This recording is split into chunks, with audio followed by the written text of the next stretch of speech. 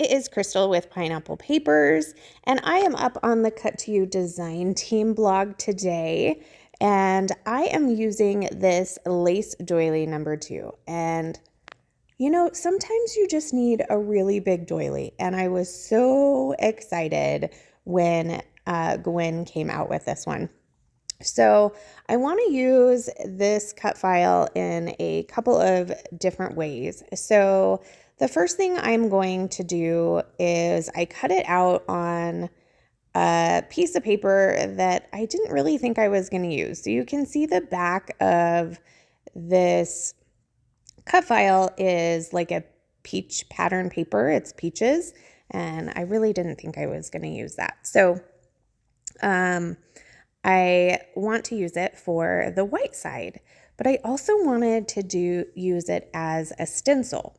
So what I decided to do was flip it over, because it doesn't matter what I do to the back side. As you can see, it still stays perfectly beautiful and white on the other side. So I want the corners stenciled, and I'm using some Distress ink in, I think this is Mermaid Lagoon. And I put my cut file in the center, and then I can kind of figure out where it's going to be, because I don't want it to overlap the stenciling. So I want the stenciling to fit right next to it. So I have two 4x6 photos of my husband and I. This is when we went to the volcano on the Big Island. We did like a volcano tour. And so he was going to take a selfie and I was going to take a selfie. So it was kind of funny. So we grabbed a picture of both of us taking a selfie, which I thought was kind of fun. And you can see the smoldering of the volcano in the background. And I'm going to overlap them just where the sky is. Now, I don't want to bring too much color and pattern to this. I really am kind of going for a monochromatic. The background paper is from Vicki Boutin's Where to Next collection, and I'm just going to mat my photos with some tissue paper. As you know, I do love me some tissue paper, and it's just enough. And it gives you just a little bit of color, and I love the texture that it brings. So again,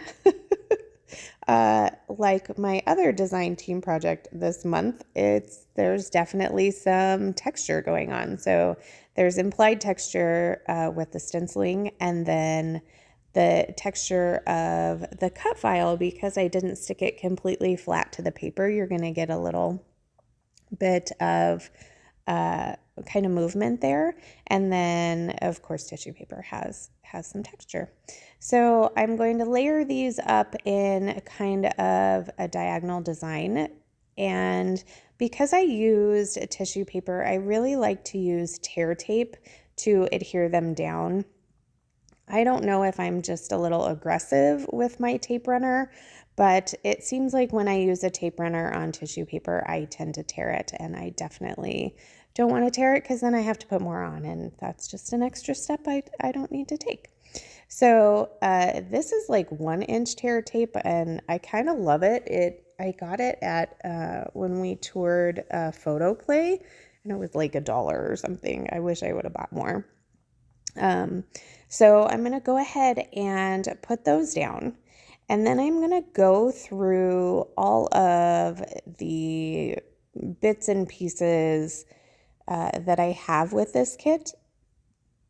So I have the collection, and then I've added a few more things because I took these on a trip to Texas where my husband was going to be in classes. So I was able to do a little bit of scrapbooking in the hotel room.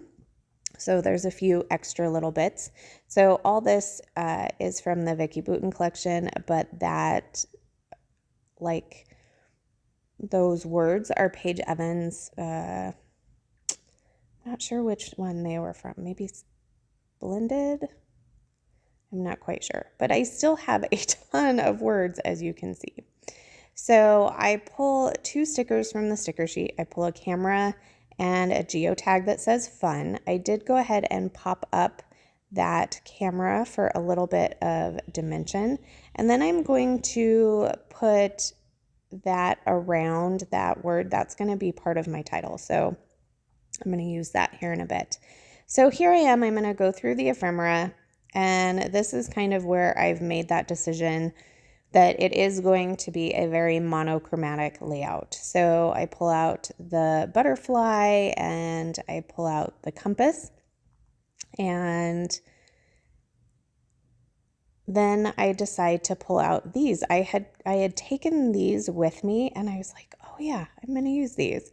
So when you do a monochromatic layout, all of your neutrals are included. So your blacks and your browns and whites and that type of thing. So because it was very cloudy and rainy the day we were there, I thought it was perfect to add these little corrugated clouds in all 3 of the clusters. And that just adds more texture too. And those are super old. Now I'm going to add a little bit more with some Bramble Fox perspectives. I'm going to add those butterflies, which I've had for a long time, as well as these cute little perspective clouds. They're so cute. And I did finish my title. So my title is Selfies All Around.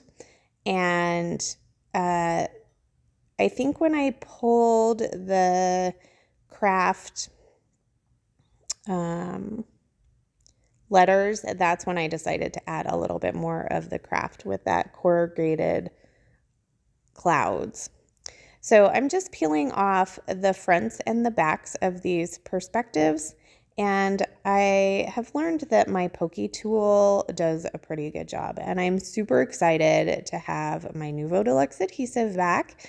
I purchased that from Scrapping Reflections, and it is a very big bottle, which is super exciting.